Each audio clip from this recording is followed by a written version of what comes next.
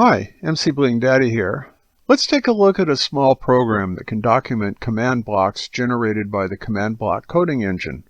If you haven't looked at the videos to introduce the CBC engine, you might want to get a better idea of the format and layout of the command blocks that are produced by it. The videos can be found on my YouTube webpage. Typically, strings of command blocks are generated by the engine based on pseudocode created and entered by the user. For example, the line of blocks shown here represent the code doc entry point and beginning of a for loop over I. Taking a look at one of the command block commands, we see part of the for loop initialization, setting the initial value for the loop counter I. These command blocks actually carry out the pseudocode created to do the documentation. So, let's take a look at the pseudocode. The text of the pseudocode can be found at the top of the web page's comments for this video. Now, the top of the pseudocode is mostly a description of how the tools, minecart WC, world cursor, and armor stand DC, document cursor, must be placed for setup. There are also some comments about what command blocks can be used to extract and output commands for each type of block that can carry a command.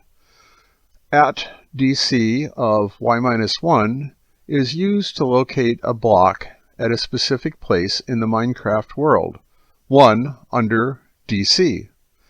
That position is tested for a couple different kinds of command blocks. If entity is CB, command block, or CBMC, command block minecart, are checks for them at the specified location. GetBlock or entity command is used to extract the corresponding commands along with location and custom names as determined by the ifEntity tests. The code itself is very simple. Basically, there are 3 nested loops. The loop for I moves WC parallel to the series of command blocks. The loop for J cuts across the string using DC. And the loop for K touches on all the potential blocks in a column, in this case 3 of them, to see if there is a command block or a command block minecart there.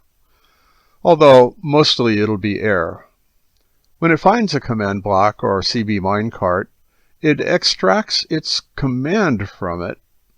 A switch is used based on K to select the block in the column to inspect, 1 through 3. To set up, WC has to be moved into position alongside the first block in the string of blocks and entities, in this case, the code doc command block minecart. There are 85 positions along the first series of command blocks, those before the switch, 3 positions across, maximum. And of course, test and switch stacks are only 3 tall, so they'll fit in the 3 in a column limit. After the first section is run, the switch region is run separately to save time, since it's 13 wide and only 3 long. Then the last series is run, 30 long and 3 wide.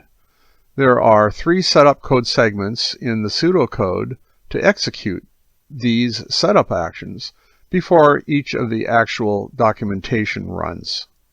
The command block engine was used to generate the string of command blocks, as was described above. So now let's take a look at the execution of these code doc documenter command blocks that were generated.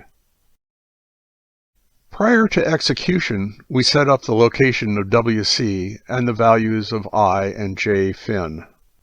The code extracts commands from command blocks and uses tailraw to format and output to chat each block's position, name, and command.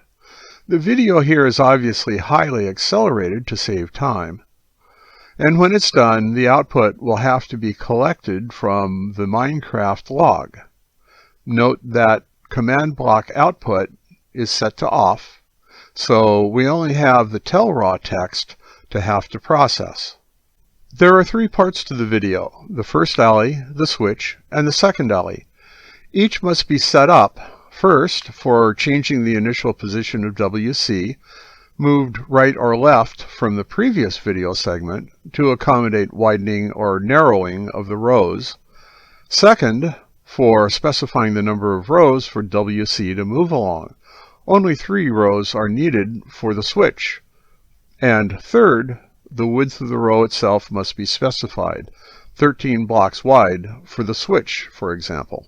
As we've elaborated before, WC moves along the line of command blocks.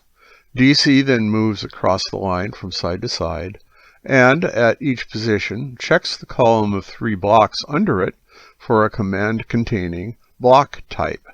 When it finds one, it extracts the position, block name, and command. It outputs telraw strings to chat on screen. Since command block output is off, output to the Minecraft log is targeted to this command output.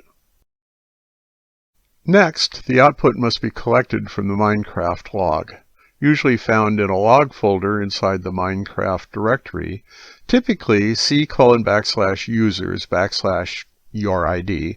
/appdata, /roaming, /.minecraft, unless you've moved it like I have. Having shut off the command block output, all we have is the telraw results to collect.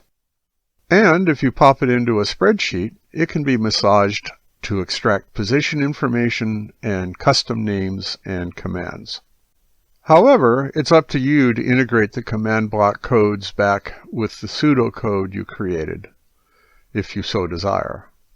One little fun fact for me, if you look at row 8 in the spreadsheet output, you'll find the command that outputs the first line of the documentation stating chain length 85, chain width 3. Well, that's about it. Glad you were able to join me for the presentation of this command block coding engine documentation tool, and thanks for watching.